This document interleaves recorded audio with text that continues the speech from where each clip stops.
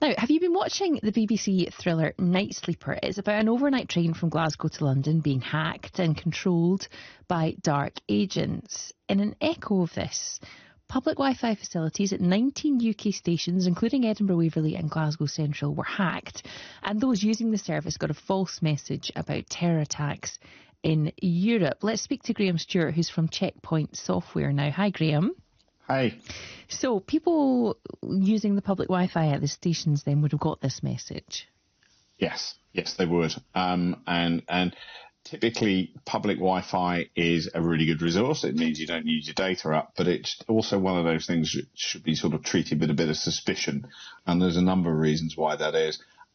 You quite often get people set up false networks, spoofing these things, pretending to be something they're not. And that's obviously bad. But even someone you recognise from something like one of the rail networks, the network is fundamentally open. And so you have to be really careful when you use them. And it looks like there's commentary swirling around that this wasn't actually the case, that someone actually hacked into an administrator account, and that's how this happened. And what sort of difference does that make then, somebody's ability to do that? So there's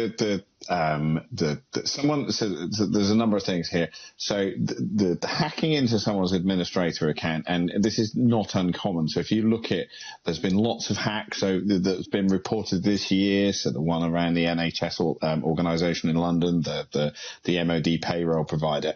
What someone's doing is basically trying to steal a password of someone that has the ability to control that network and control what you see. And it looks like, and I say looks like that's what's happened in this case, is that someone's actually broken into the system and guessed someone's password. And there's various methods used. It's not just a question of sort of, randomly keying things. They would use a tool to do that. But it's a fairly common approach in terms of hacking. And I guess the question would be why somebody would do something like this. In this instance, it was a message. You could argue it was spreading alarm, but it wasn't doing any direct harm. Yeah, this is what I would characterise as a nuisance attack. There is a very worrying trend over the last sort of 12 to 18 months of cyber gangs, cyber criminals going after critical national infrastructure, so CNI, so banking, energy, the people who look after air traffic control. All of these people are under attack constantly and manage to repel them. So this is just a kind of and not for the people who are at the receiving end of it, but this is a kind of low level version of that. And what they're trying to do is what any kind of, terrorist or something like that would do. They're trying to generate interest, media interest. You and I are talking about this now. Generate some kind of some press for their cause or something like that, as opposed to someone that's doing something a little more nefarious, like with the NHS attacks and things like that, where they're trying to get your data. This just looks to be a nuisance attack, and it's a real pain, and it's really annoying for people.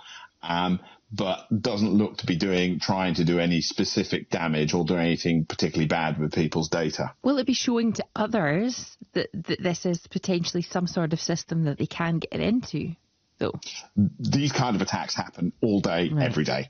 And the overwhelming majority of the time, they are repelled because organizations use technology from cybersecurity companies. So I work for one. There's lots of others out there to repel these kind of attacks. But if it is what it looks to be, which is someone's had their password broken into, then this comes back to the kind of advice that we would give everybody. You, your friends, your family, make sure your passwords are up to date. Make sure you've got the right kind of security on your phone and on your PC to stop these things from happening.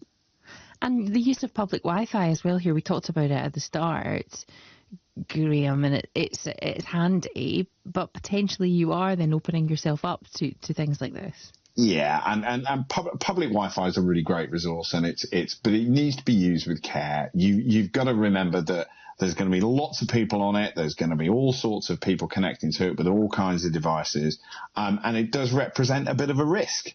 And so what you need to be doing is you need to be making sure that you're using applications that are encrypted. So make sure your banking application is encrypted when you use it. And pretty much all of the major high street banks now, their banking apps are properly encrypted.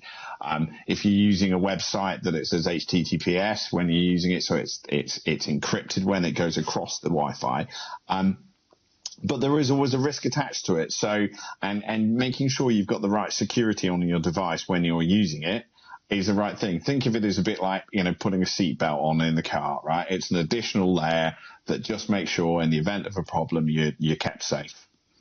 And so you're giving us some really good advice there. If you can avoid it, should you just not use public Wi-Fi at all? I use it, but and this is the measure I always give. What would I do here? So I use it, but I make sure I use we've got a piece of technology that many of your listeners will be familiar with, VPN, which creates like a little secure tunnel across the network for the traffic. It doesn't eliminate all the problems, but what it does is it makes you a little bit safer. That's your kind of metaphorical seatbelt. It is perfectly possible to use public Wi-Fi, and if you're just kind of, catching up on the weather, or you're just, reading a news website where you wait for your train, that's fine. But care needs to be taken when you're using other applications, anything that's potentially sensitive on your phone. Okay. Just be aware of it. It might be better to do that over your data connection.